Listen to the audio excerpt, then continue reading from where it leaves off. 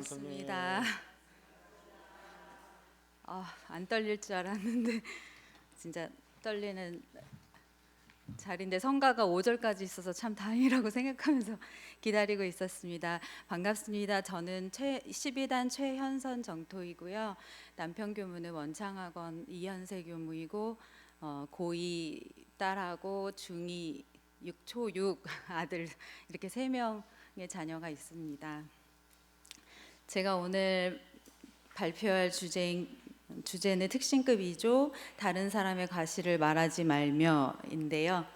처음 주제를 받았을 때 되게 그냥 실소가 지어졌습니다. 제가 항상 화두를 가지고 있지만 가장 잘 되지 않는 부분이었기 때문입니다. 제가 작년에 이제 직장에서 본부로 가게 되면서 엄청난 경계를 이제 같이 일하게 된 분이 엄청나게 이제 경계의 대상이 되었습니다. 그분에 대한 과실을 말하지 않고는 막 참을 수 없는 지경에 이르는 어떤 순간이 있었는데요. 그분 이름이 또 되게 흔해가지고 그 성은 김이요 이니셜은 MS인데 제가 집에 가서도 아마 아이들한테 그게 표출이 됐던 모양이에요. 그래서 아이들이 저를 놀리고 싶어서 주말에는 나는 그 이름을 듣고 싶지 않다. 제가 이렇게까지 했었는데 그 이름이 너무 놀란 건 그 이름이 야구 선수들 중에도 2명이나 있고 TV에서 광고에도 어느 순간 그 이름을 부르면서 아무개야 이렇게 하는 이름에 그 이름이 딱 나오는 거예요. 그래서 제가 뭔가 이렇게 민감한 반응을 툭 하고 보였는데 어느 날 막내 아이가 저한테 이렇게 휴대폰을 가져서 엄마 이거 좀 들어보라고 그러는 거예요. 그 야구 선수 그 KMS의 응원가였어요. 그러면 그 사람 이름이 얼마나 거기에 많이 나오겠어요. 그 사람을 응원하면서. 근데 제가 그걸 다 가만히 들으면서 이제 막내 아이는 저를 좀 놀리고 싶어가지고 그걸 가지고 온 거였거든요. 저도 막 야 그만해 이 이름 너무 많이 나오잖아. 막 제가 이제 이렇게 하다가 가만히 이제 듣다 보니까 누군가는 이 사람을 되게 응원할 텐데 내가 그 사람의 한 가지 과실 때문에 이렇게 어떻게나 내가 표현을 했길래 우리 아이가 이걸 놀림감으로 나에게까지 가져왔을까. 그 시점부터 해서 다시 제가 처음에 이 특신급 2조와 관련돼서 화두를 가졌던 지난 시간의 내용들을 좀 짚어보게 되었었어요. 제가 처음 원불교를 접했을 때 어떤 교무님께서 교전을 주셨는데 교전을 딱 들자마자 딱 펼친 부분이 내서 제가 돋보기를 딱 놓듯이 드러난 대목이 인연복이었어요.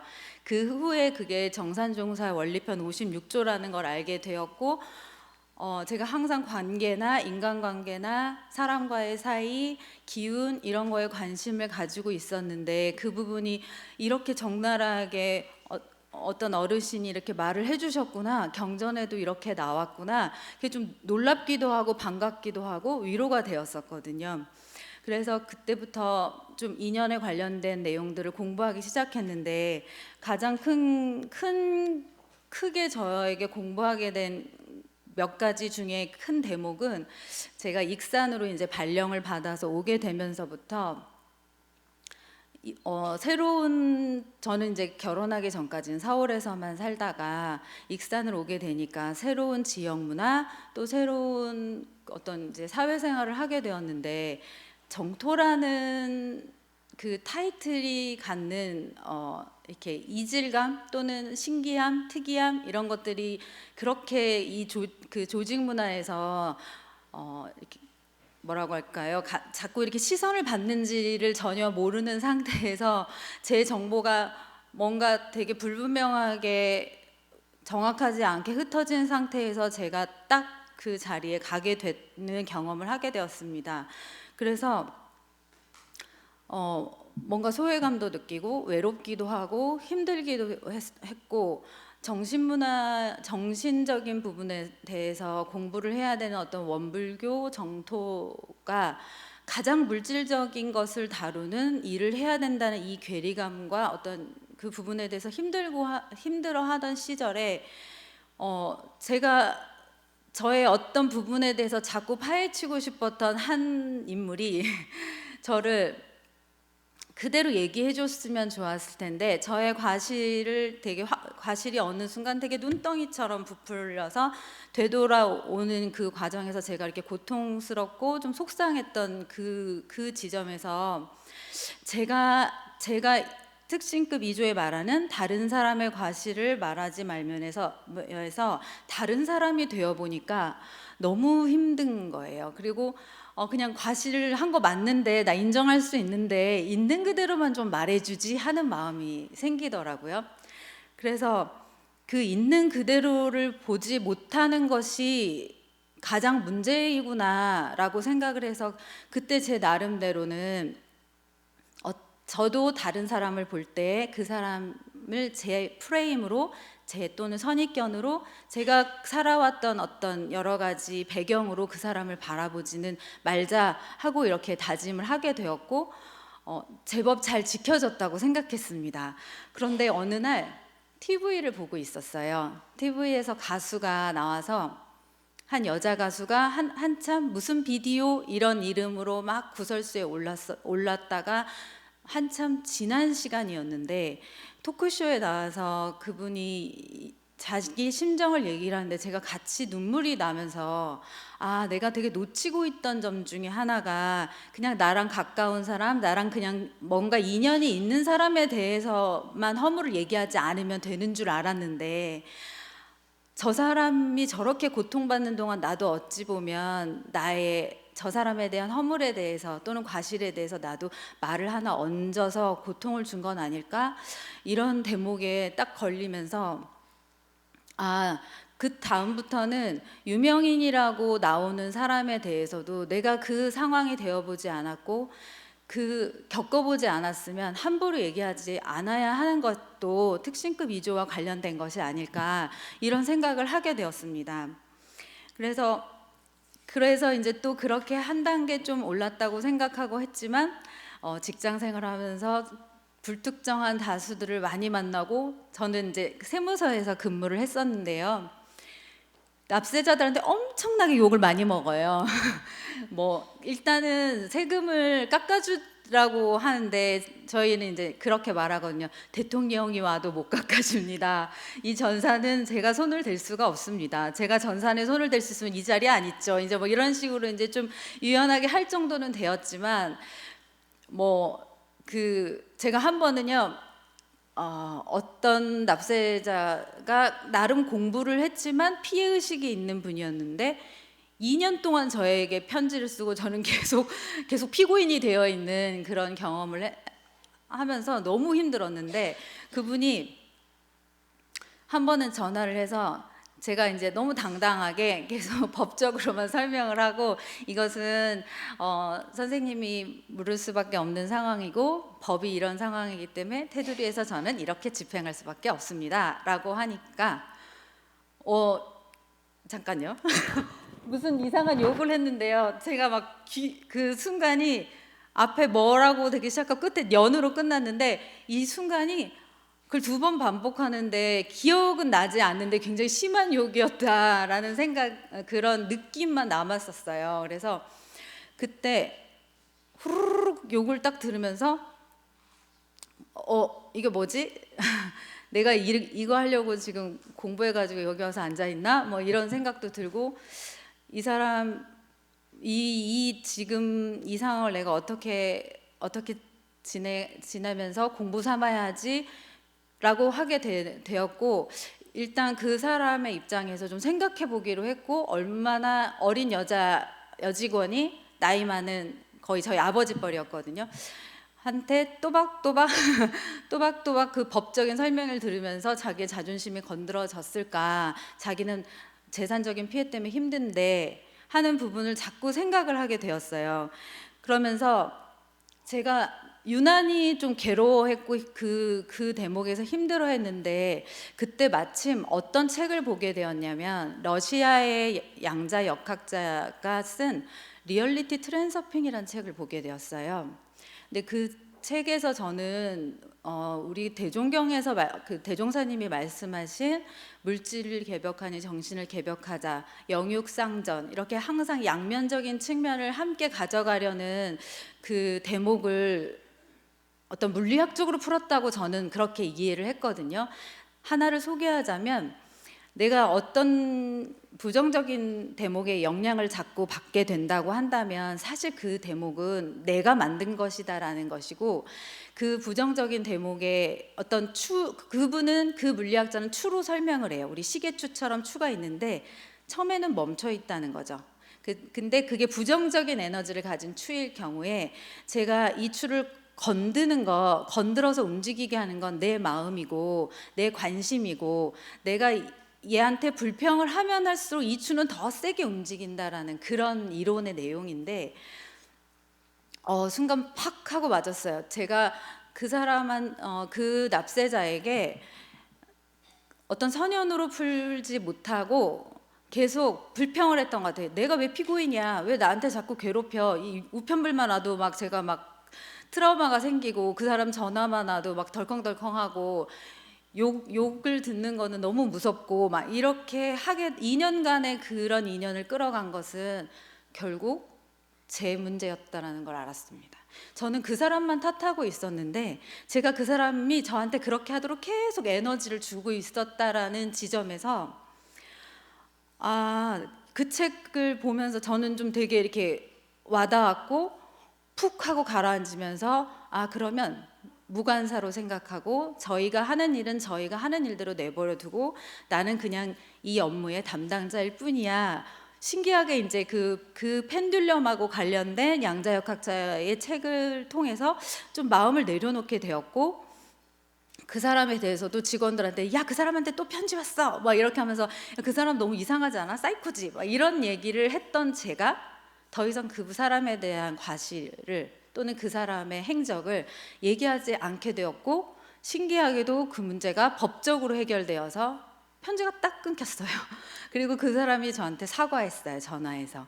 그러면서 내가 암흑의 담당자한테 너무 심하게 했던 것 같다고, 미안하다고 이렇게 얘기를 딱 듣고 나니까, 이것은 참 되게 소름 끼치게 신기하게도 그 정신적인 에너지가 이렇게 연결이 되는구나를 알게 되었거든요. 그래서 제가 이제 주제를 받고 나는 그러면 그동안에 얼마나 공부를 잘하고 있나 이렇게 다듬어 보았는데, 여전히 그 KMS 팀장님을 제가 조금 그 과실이 자꾸 눈에 들어오고 거슬리고 이러고 있더라고요. 그래서 그러면 내가 이 경강의 주제를 발표하는 계기로 한번 하루하루 남의 과실을 전혀 말하지 않는 하루하루를 체크해 볼까? 이렇게 시작을 하게 됐어요. 그 3일, 4일 정도 됐을 때까지도 너무 편하고, 이거 어렵지 않아, 나 할 수 있어. 제가 예전에는 왜 이게 특신급이야, 이건 법마상청급에 있어야 되는 거 아니야? 이렇게 어려운 게 특신급 위주에 있으면 나 같은 사람은 어떡하라고 라고 생각했는데, 생각보다 4일, 5일 이렇게 가는데 제가 되게 마음이 편안해지고 이렇게 평온해지면서 되게 크게 느낀 건 저한테 집중하게 됐어요. 제가 가지고 있는 저의 에너지에 집중을 할 수가 있구나. 그래서 제로섬 게임이라고 에너지의 총량이 있는데, 내가 상대에게 가는 에너지가 너무 크다 보니 나에게 집중할 수 있는 에너지가 없었구나. 그래서 제가 이제 뇌과학을 공부하게 되면서, 우리의 뇌는, 인간의 뇌는 어떤 한 사물을 바라볼 때 동시에 그 양면을 볼 수가 없대요. 그래서 어떤 그림을 제시했을 때 그 그림에 토끼 그림과 오리 그림이 같이 있다고 한다면, 토끼를 보는 동안은 오리를 제거해야만 토끼가 눈에 보이는 그런 뇌의 어떤 오류 현상이 있는데, 저도 상대에 대해서 과실을 보는 동안은 그 사람의 장점은 전혀 보지 못했고, 당연히 저에 대해서 저로 돌아오는 시선은 없었다라는 것을 알게 되었어요. 그래서 이제 제가 가만히 옆에 있는 그 김 팀장님을 계속 쳐다보면서, 저분의 과실이 나에게 미치는 영향과 나에게 그동안에 1년간 같이 지내면서 어떤 작용을 했었을까? 그리고 왜 나는 유난히 저 과실에 대해서 집에 가서 아이들한테 노출할 만큼 힘들었을까라고 생각을 하다 보니 제가 어떤 인정하고 싶지 않지만 저의 그림자로서 어떤 저는 모르지만 제가 갖고 싶지 않은 어떤 모습, 하지만 저의 일부였던 어떤 모자란 모습을 그분이 드러내는 게 싫었던 것 같아요. 그러니까 자기랑 닮은 자식이 밉다라고 하는 대목을 저는 어떻게 해석을 했냐면, 내 아이만은 나의 단점을 가지 않았으면 좋겠고 내 단점을 숨기고 싶은데 저 사람이 상대가 드러냈을 때 불편한 거죠, 제가.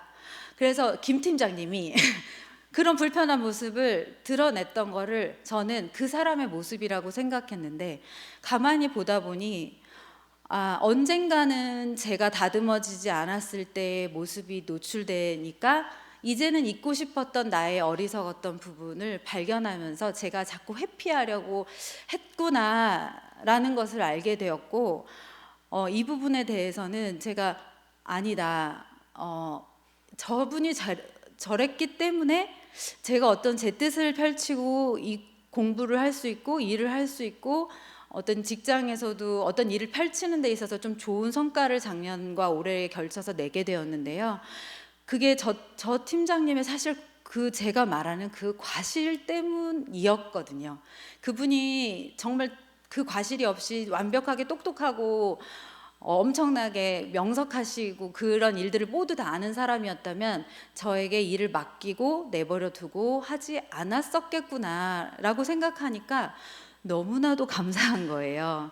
그래서 그분한테 감사함이 생기고 나니까 다시 이제 야구가 개막이 되고 그 사람의 응원가가 집에서 막 울려 퍼지고 있지만 싫지 않은 거예요. 그리고 이렇게 남의 허물을 얘기하느라 내가 나를 많이 소모했었구나를 알게 되었고, 어떤 인연의 물줄기가 이렇게 같이 만나서 큰 물줄기를 이루어야 되는데 제가 가서 탁탁 부딪히면서 그냥 파도가 분사되듯이 그 물줄기를 이루지 못하고 제 마음에서 자꾸 물방울만 튀었구나라는 어떤 그런 생각을 하게 되었습니다. 그래서 최근에 읽었던 책에서 나온 얘기가 오늘의 주제랑 좀 연결이 있어서 제가 소개를 하려고 합니다. 책은담에 나의 장점을 들어 남의 단점을 찌르지 마라. 장점 하나가 10가지 덮을 만한 행운을 불러일으킨다.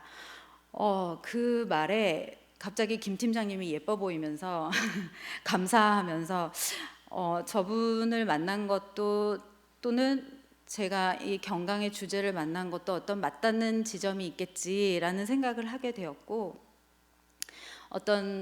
저는 좀 과학적인 거에 관심이 많고 원불교의 정신문화에 대해서 과학적으로 좀 이렇게 입증하는 그런 일들이 이루어지지 않아야 되나 이렇게 늘 생각을 하고 있었는데, 이제 코로나랑 관련된 걸 보면 우리가 정말 하나이고 어느 하나의 잘못, 우한에서 이루어졌지만 그 하나의 잘못이 결국 나에게도 영향을 미치는 그 상황을 잘 바라봐야 되지 않는가라고 생각해서 그런 공부 삼을 기회를 전체적으로 이제 움직여지고 있다고 생각했습니다. 그리고 왜 남의 가시를 말로 하지 말라고 했을까를 또 의주연마하게 되었는데요. 그 말을 하지 말라고 하는 것은 우리가 정토님들은 저보다 더 잘 아시겠지만 그 말의 기운이 뭔가 진짜 우리가 논리적으로 설명할 수 없지만 저에게 다시 되돌아오는 이치를 많이 느끼셨을 테고, 저도 또한 그런 것들을 많이 이제 경험을 하게 되었거든요. 그래서 이 어떤 말이 주는 기운, 우리가 이제 양자역학에서 제가 직접 가서 교무님한테 가서 뭐라고 하지 않아도 여기서 제가 교무님에 대해 어떤 마음을 가지면 이렇게 기운으로 가는 그 파동에 대해서 전 세계가 서양에서도 집중하고 연구하고 있다고 한다면, 저는 원불교의 정신도 그런 부분에 있어서 미리 이렇게 말씀해 주신 대종사님의 말씀이 굉장히 화할 날이 왔다고 더 크게 크게 전파될 수 있는 때가 왔다고 생각을 하거든요.